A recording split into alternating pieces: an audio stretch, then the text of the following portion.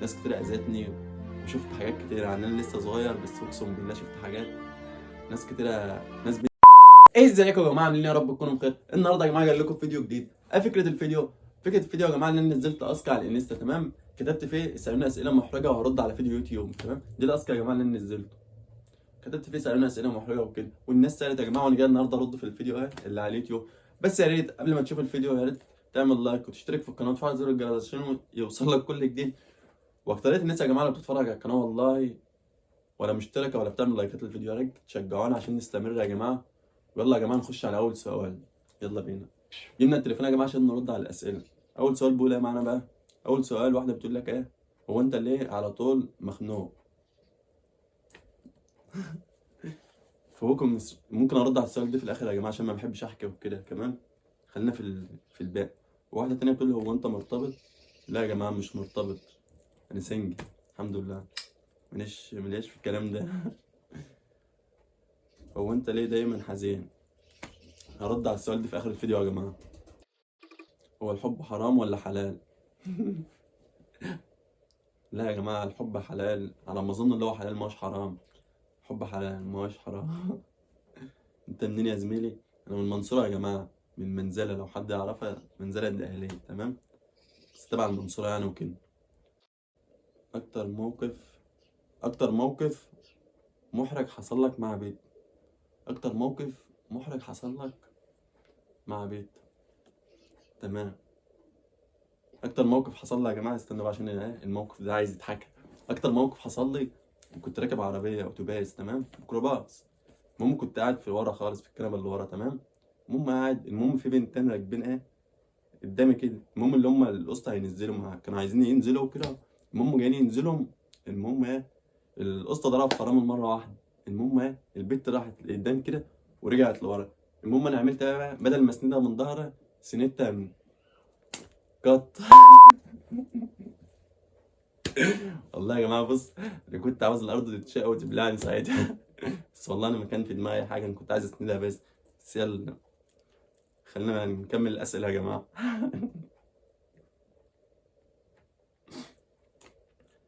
تاني موقف محرج. نفس السؤال بس ما هوش زي الدول التاني. كان بيقول لك اكتر موقف محرج حصل لك مع بيت. دي بقى موقف محرج حصل لك: زيد بحبك قوي. انا اكتر. حد بيقول لك شتمت حد اكبر منك قبل كده؟ لا يا جماعه، يعني ممكن حد، يعني حد جه عليا، حد اذاني ان انا شتمته، تمام. بس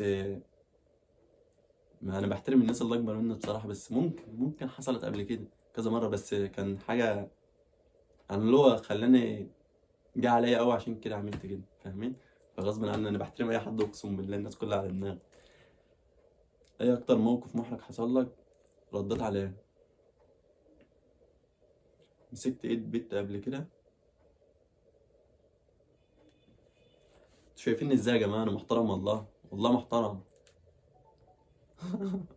لا لا، ما مسكتش ايد بنت خالص، لا والله. ايه اللي بيشدك في البيت؟ يا جماعه. انتوا شايفيني ازاي؟ اللي بيشدني في البيت يا جماعه احترامها واخلاق. الاحترام والاخلاق يا جماعه قبل اي حاجه. اهم حاجه في البنت الاحترام والاخلاق، وتكون مؤدبه وتكون بنت ناس كده فاهمين؟ ارتبطت كم مره؟ حد بيقول لك انت ارتبطت كم مره؟ انا ما ارتبطتش خالص يا جماعه. رفضت موضوع الارتباط ده خالص. ارتباط وبتاع ووجع قلب. خلينا كده سناجل احسن. حضنت بنت قبل كده. لكن بنت لا. حرام حرام حرام حرام. اهدوا شويه يا جماعه. لو كنت اعمل الاسئله هتبقى كده ما كنتش قلت لكم اسالوا. نرد على ايه؟ سنجل ولا مرتبط؟ سنجل يا جماعه. قبل كده بوست بيت؟ لا يا جماعه، حرام حرام حرام. لا يا جماعه، رفض موضوع ده حاجات اسمها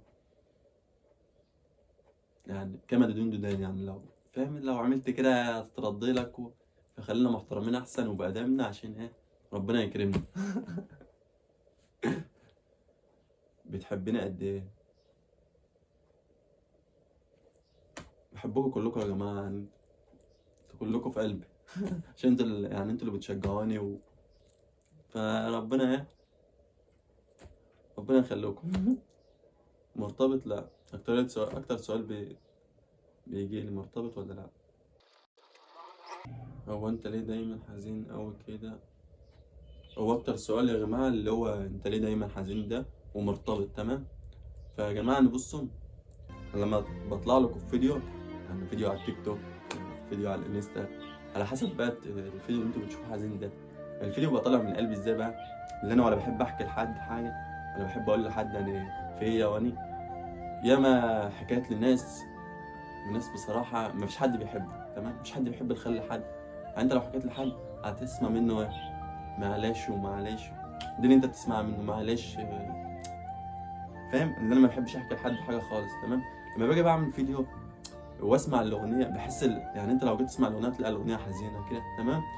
فباخد الاغنيه على نفسي، بحس ان كلامها ليا، تلاقيني بقى فاهم، وانا بحفظ الاغنيه تلاقيني بقى طلعت اللي جوايا. انا ما بحبش احكي لحد حاجه عشان اذاك كتير يا جماعه، وناس كتير اذتني، وشفت حاجات كتير. يعني انا لسه صغير بس اقسم بالله شفت حاجات، ناس كتير، ناس بنت اذتني، فاهمين، ناس كتير قوي اذتني، ومحدش بيحب الخير لحد.